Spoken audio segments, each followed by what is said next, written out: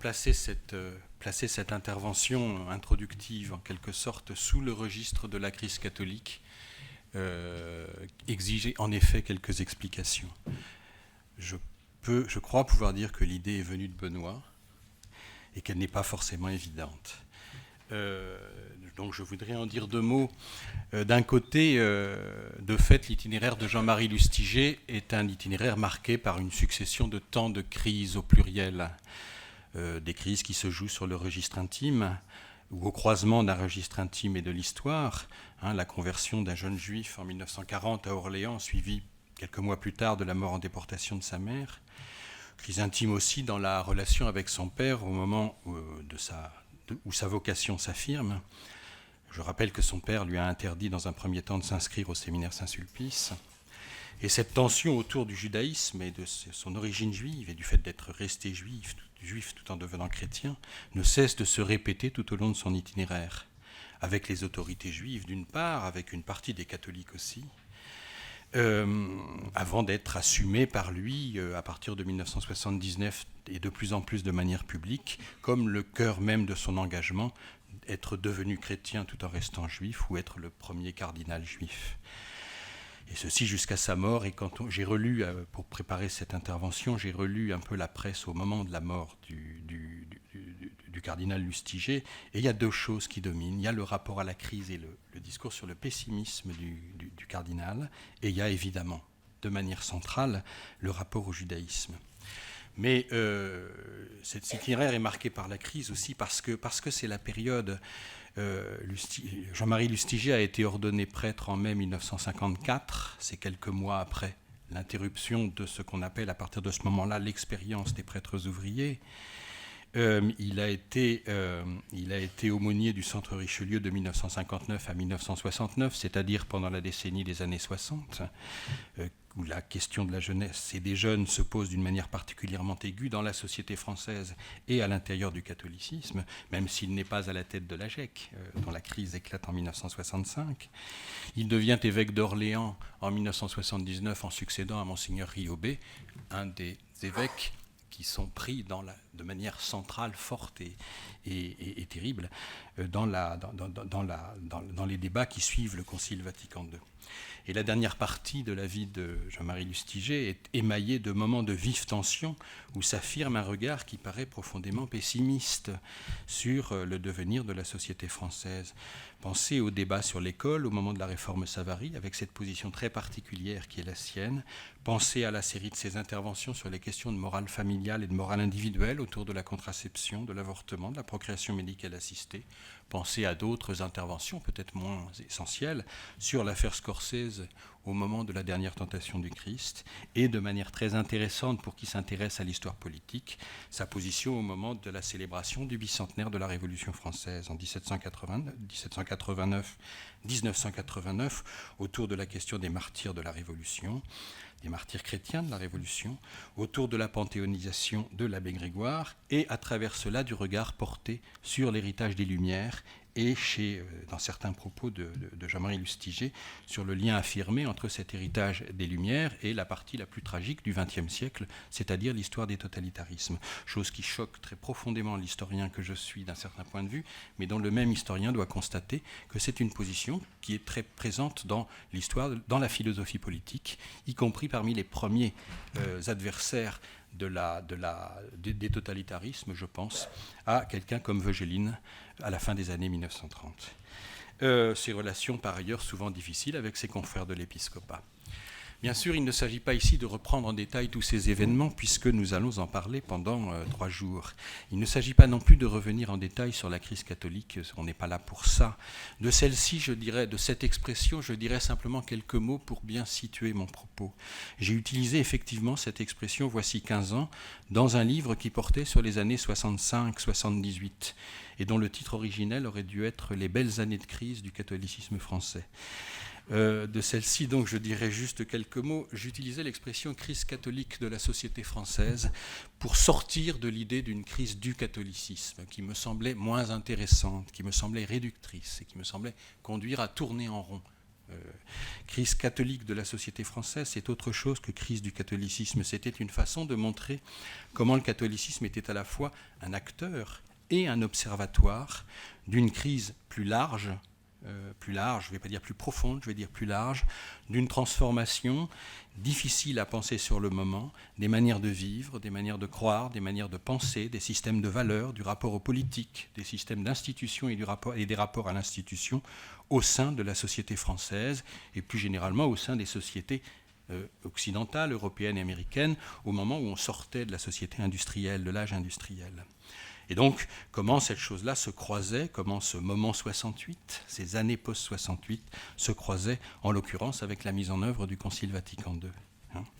Or, il me semble, j'ai relu très attentivement Le Choix de Dieu, le livre d'entretien de Jean-Marie Lustiger avec Jean-Louis Missica et Dominique Volton, paru en 1987, il me semble qu'il y a quelque chose de cet ordre, dans la pensée, du même ordre dans la pensée du cardinal Lustiger, au moins à ce moment-là de son itinéraire. La question de la crise est très présente dans ce livre, il y revient régulièrement et pas forcément sollicité par ces deux intervieweurs. Il y revient sous l'angle d'une crise spirituelle de l'Occident, d'une crise spirituelle, mais cette crise spirituelle, il la dégage très systématiquement de l'idée d'une crise du catholicisme, très systématiquement et de manière très répétitive. C'est-à-dire qu'il l'inscrit vraiment comme une crise dont le catholicisme est certes à la fois le théâtre privilégié et l'observatoire privilégié, mais qui n'est pas une crise de la spiritualité catholique, qui ne se réduit pas au retrait du catholicisme dans une position minoritaire, mais une crise définie comme spirituelle, mais qui concerne l'ensemble de la société française, y compris en ce que cette société n'obéit plus à un ressort catholique. Et Jean-Marie Lustiger est très conscient du fait que le catholicisme est devenu minoritaire dans la société française.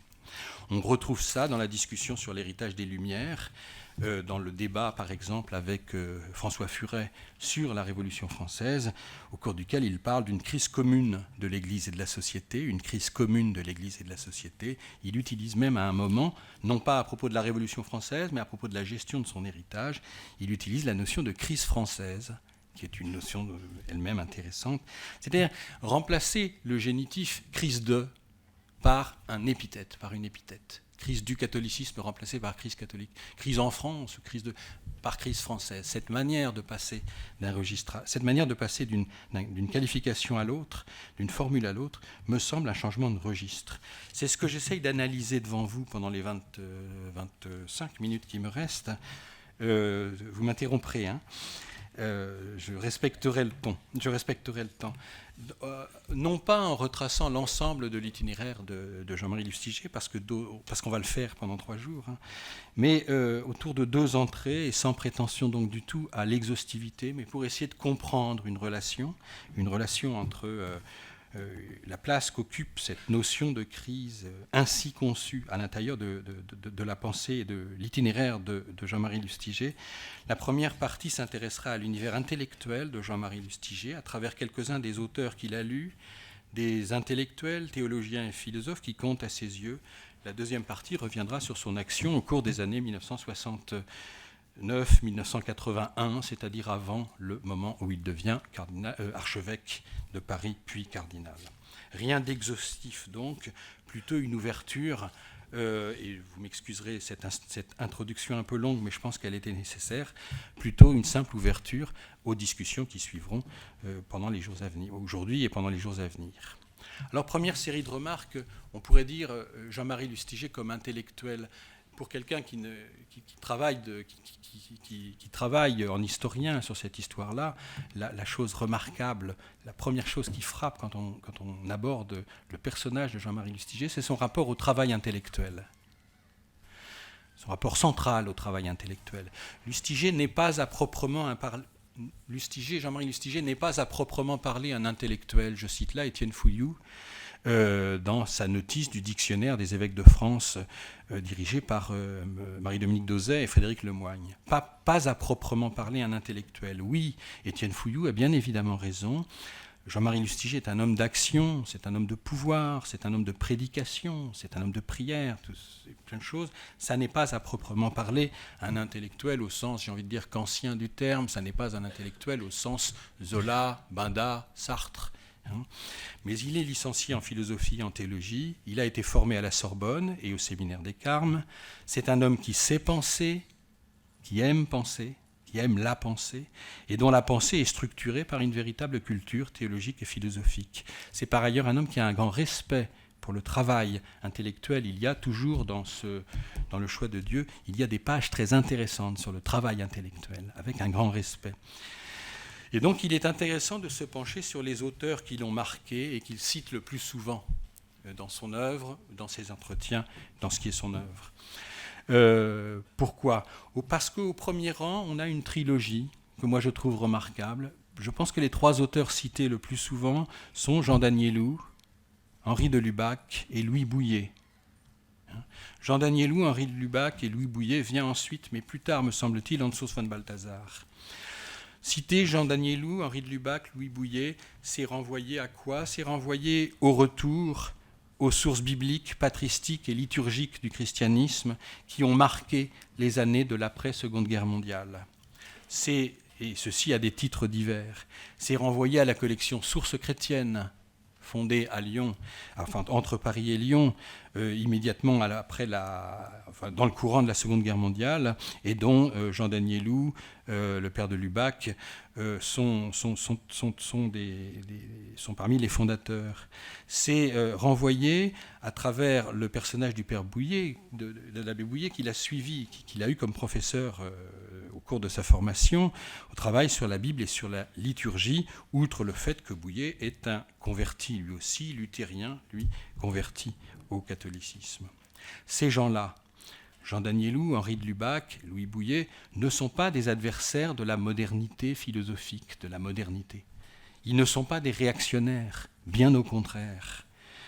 Plusieurs d'entre eux sont pris dans la polémique avec les dominicains de la revue thomiste, le père Labourdette, le père Garrigou-Lagrange, entre 1946 et 1949, sur la question de la nouvelle philosophie, de la nouvelle théologie, excusez-moi, du retour aux sources et du rapport à la scolastique thomiste. Certains d'entre eux sont visés avec l'école de Fourvière, l'école jésuite de Fourvière, au moment de l'encyclique Humani Generis. Par ailleurs, plusieurs d'entre eux, la plupart d'entre eux, tous les 3 en tout cas, participent à ce qu'on pourrait appeler, a posteriori, une sorte de genèse du Concile Vatican II.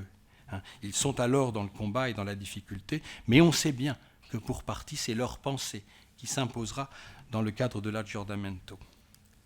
Ça, c'est un premier réseau de références. Dans les références du cardinal Lustiger, il y a aussi une dimension de résistance spirituelle. Il a distribué les cahiers du témoignage chrétien pendant la guerre à Orléans. Il a distribué les cahiers du témoignage chrétien. Il cite le père Chaillet, il cite Gaston Fessard, il cite aussi l'historien Henri-Irénée Maroux.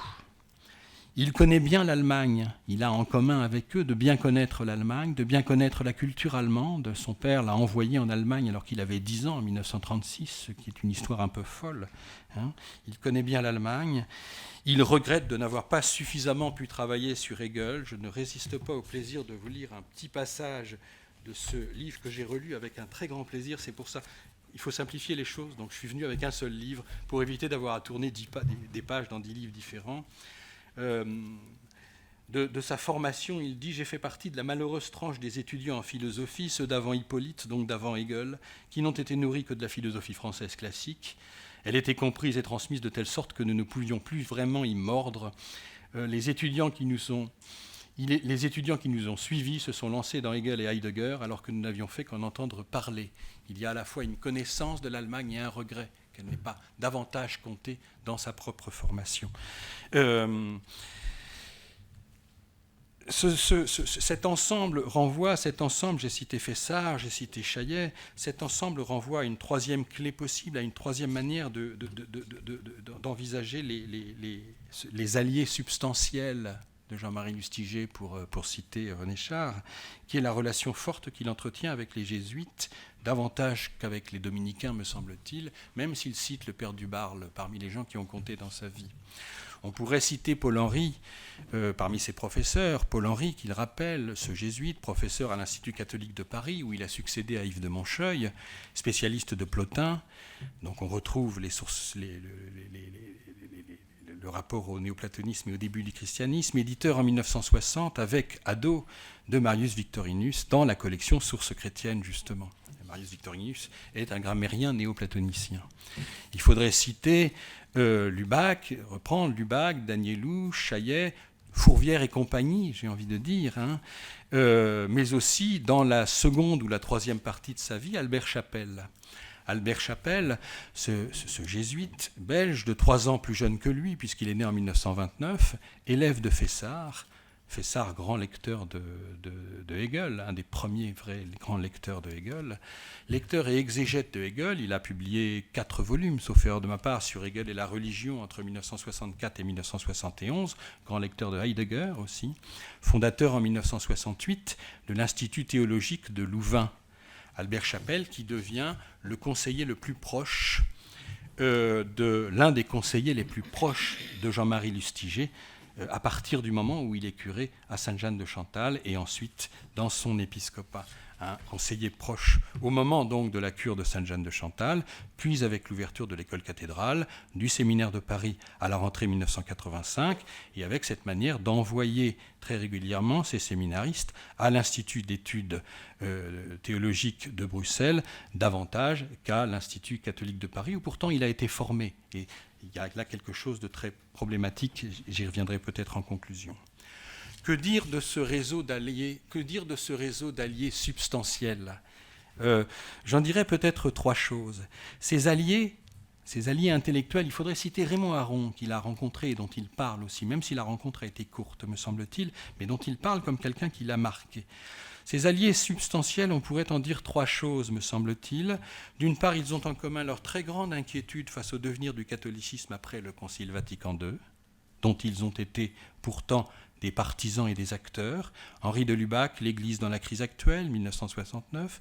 Jean Danielou, la crise actuelle de l'intelligence, 1969.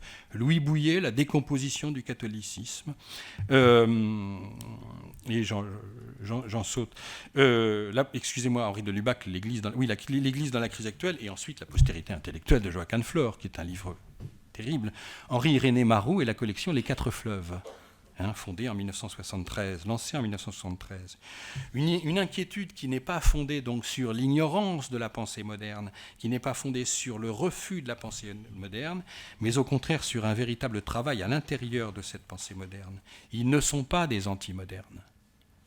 Et bien sûr, il y a un effet de génération dans cette crainte après le Concile Vatican II. Il y a un effet de génération sans doute. Ils sont réactionnaires au sens où ils sont en réaction contre quelque chose qui se passe, mais rien ne permet de les qualifier de conservateurs. Ce sont des bons connaisseurs de la modernité qui se confrontent à elle, qui entretiennent avec elle une relation étroite fondée sur la crise, ce que j'appellerais volontiers une relation de crise avec la modernité. Dernière remarque, troisième remarque, donc l'inquiétude, la relation particulière avec la modernité. Ces alliés de Lustiger sont des spirituels. Ce sont des spirituels, c'est-à-dire des gens pour lesquels le travail intellectuel est indissociable d'un travail spirituel. Lubac, celui qui refuse de couper la tradition théologique de son enracinement dans la théologie mystique. Danielou, l'auteur en 1965 de L'oraison, problème politique. Bouillet, qui écrit une histoire de la spiritualité chrétienne. Et derrière plusieurs d'entre eux, particulièrement Albert Chapelle, la présence des exercices spirituels d'Ignace de Loyola. Et donc, il y a là quelque chose qui me renvoie à ce que je vous disais tout à l'heure sur ce sentiment chez Lustiger d'une crise spirituelle de la société moderne et sur l'usage de la spiritualité dans la pratique même de Jean-Marie Lustiger. Tout cela nous renvoie à Jean-Marie Lustiger. Il me semble que cette série de caractéristiques dessinent en creux, les caractéristiques de ses alliés dessinent en creux peut-être un portrait assez juste de Jean-Marie Lustiger. Ils sont peut-être les intellectuels que Lustiger n'a pas été, engagé qu'il était certes dans un travail intellectuel, mais pas dans un travail d'intellectuel, engagé comme lui, avec la modernité, dans une relation de crise qui n'est pas une relation de refus. Et on pourrait ajouter deux ou trois points pour finir cette première partie. Dans son livre d'entretien de 1987, Lustiger cite peu de revues. Il cite bien sûr la revue Communio, dont il a été proche, mais il cite peu de revues.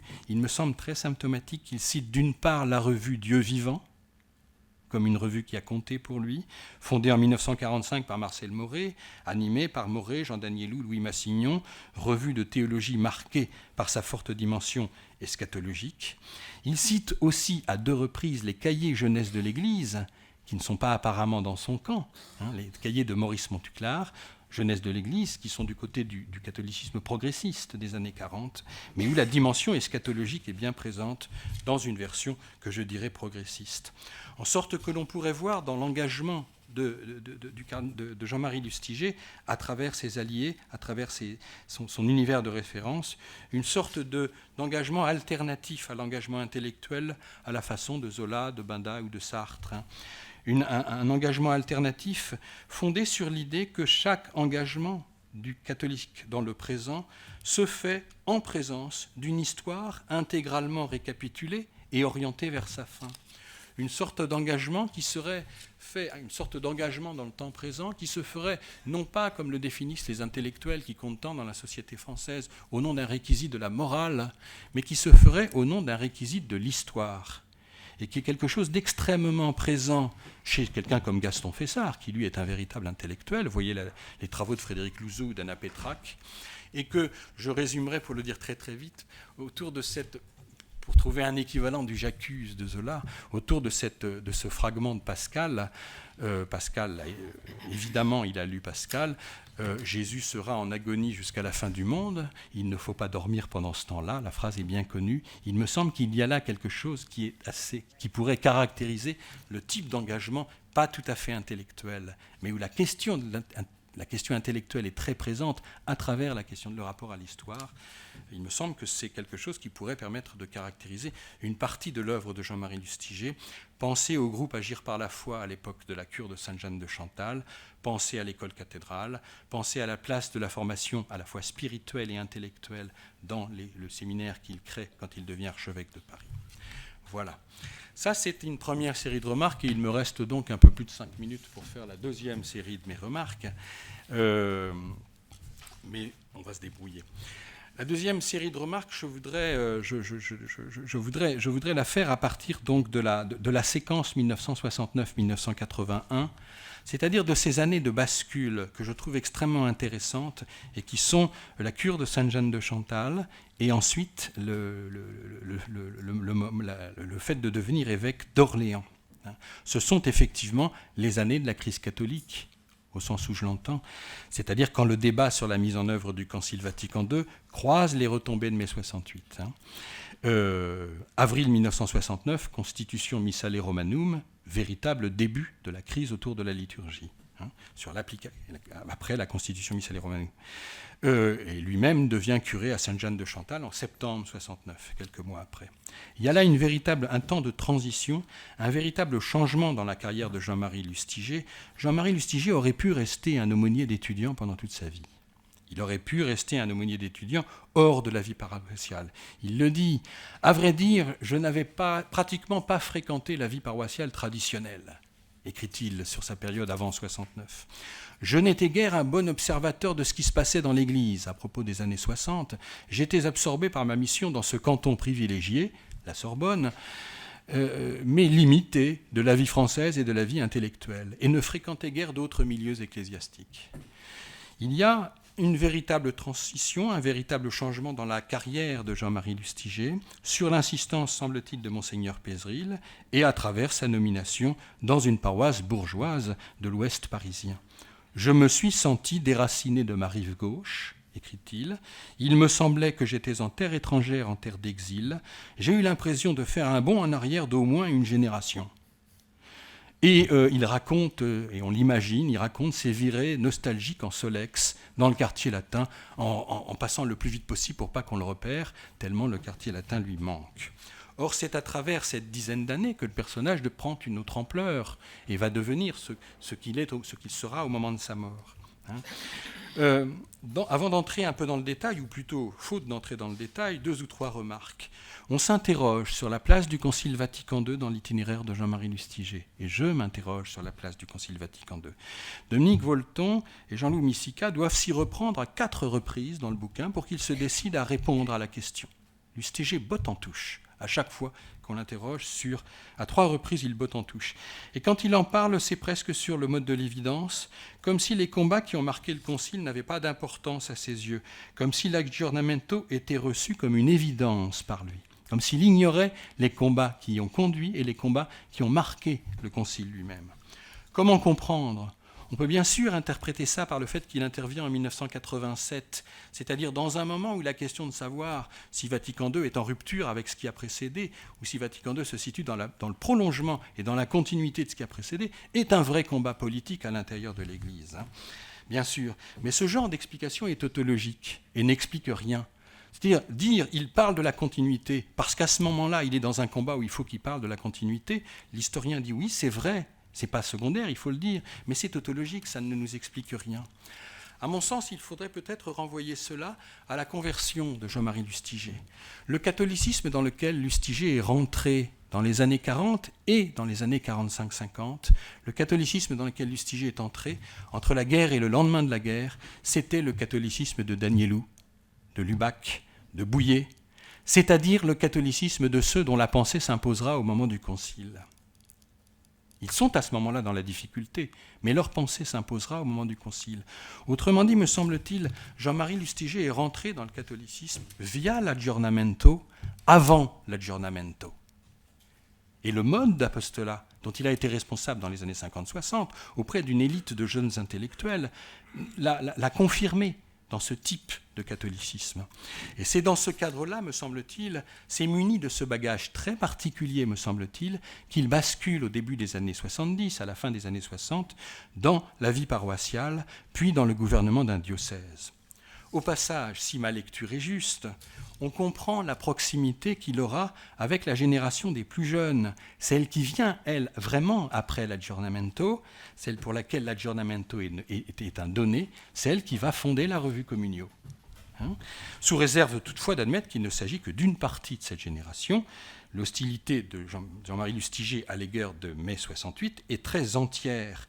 Et dans cette hostilité à l'égard de mai 68, dans cette hostilité à l'égard d'un certain nombre de débats qui marquent les années 68, il me semble qu'il y a le fait qu'il est demeuré extérieur à l'héritage des débats des années 40-50, qui n'a pas été son problème. Qui n'a pas été son problème parce qu'il était rentré dans une sorte de catholicisme qui aurait déjà fait son aggiornamento. Dans ce cadre-là, la vraie rencontre avec le Concile Vatican II, la vraie rencontre de Lustiger avec le Concile Vatican II, comme problème d'histoire, comme question d'histoire, comme problème historique, ce serait la rencontre avec Jean-Paul II, à la fin des années 70.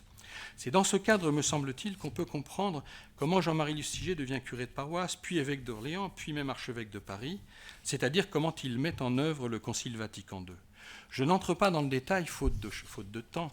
J'aimerais pourtant souligner quelques points qui me paraissent importants. D'abord, point extrêmement important pour moi, le voyage aux États-Unis. À la fin de sa responsabilité à la tête du Centre Richelieu, avant de se retrouver à Saint-Jean-de-Chantal curé, il passe quelques semaines aux États-Unis.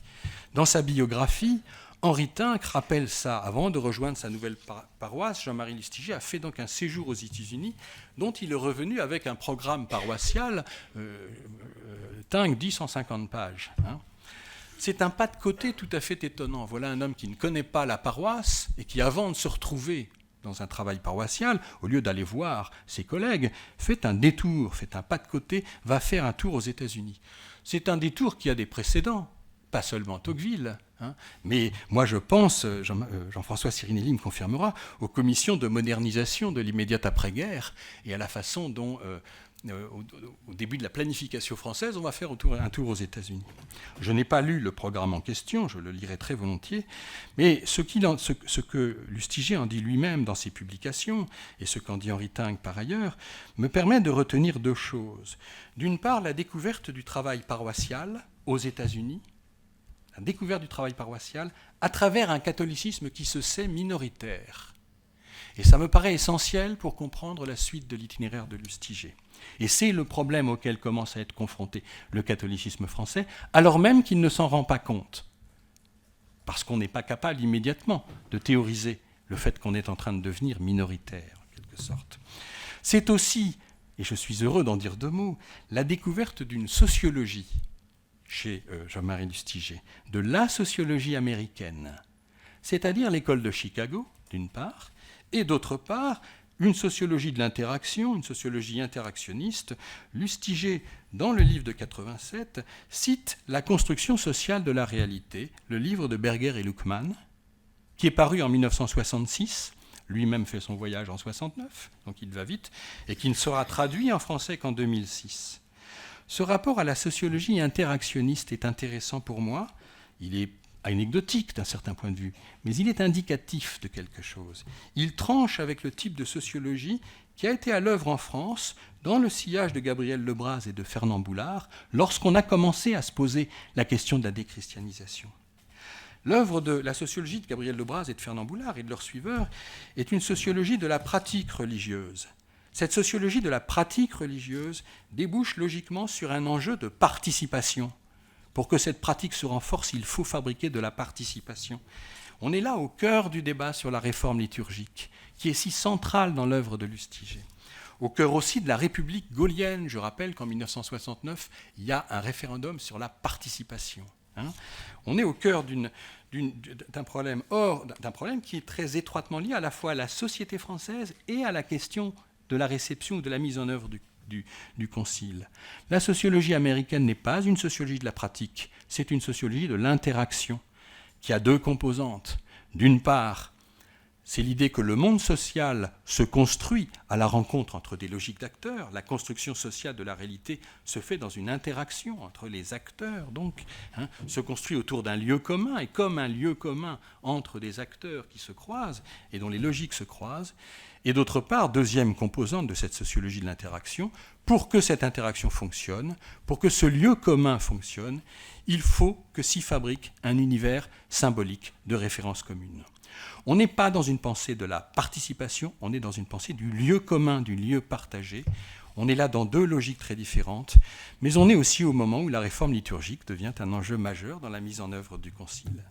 Alors je ne suis pas en train de vous dire que Jean-Marie Lustiger a remplacé la Constitution Missale Romanum par la lecture de Berger et Luckmann, ou par celle d'Erving Goffman, ou par celle des sociologues de Chicago. Simplement, je constate que la mise en œuvre de la réforme liturgique est centrale dans la pratique pastorale de Jean-Marie Lustiger. Je constate son attention au lieu, à la mise en visibilité de la charge symbolique du lieu à travers un travail sur l'architecture, à travers un travail sur les arts plastiques, à travers un travail sur la musique. Je constate cette pratique très intéressante à Sainte-Jeanne de Chantal, qui consiste à réunir dans des assemblées communes des préparations à des sacrements divers, et réunir dans des assemblées communes, dans des réunions communes, la préparation au baptême, la préparation à la communion, la préparation aux fiançailles, la préparation au mariage. Cette fabrique du lieu commun, qui ne va pas sans tension avec les protagonistes de la crise liturgique, d'un côté comme de l'autre de la Constitution Sacrosanctum Concilium. Ce qui me paraît intéressant, là encore, c'est ce rapport de Jean-Marie Lustiger à la modernité, vécu au cœur même de la modernité, au risque de la crise. J'ai dépassé mon temps de travail et donc mon temps de parole et je conclus donc très rapidement autour de deux points. D'une part, il me semble que ce rapport à la modernité vécue sur le mode de la crise consentie me paraît susceptible d'éclairer un point qu'on ne peut pas laisser de côté quand on parle de Monseigneur Lustiger, et qui est sa capacité à la brutalité dans le gouvernement. Qu'on ne peut pas laisser de côté.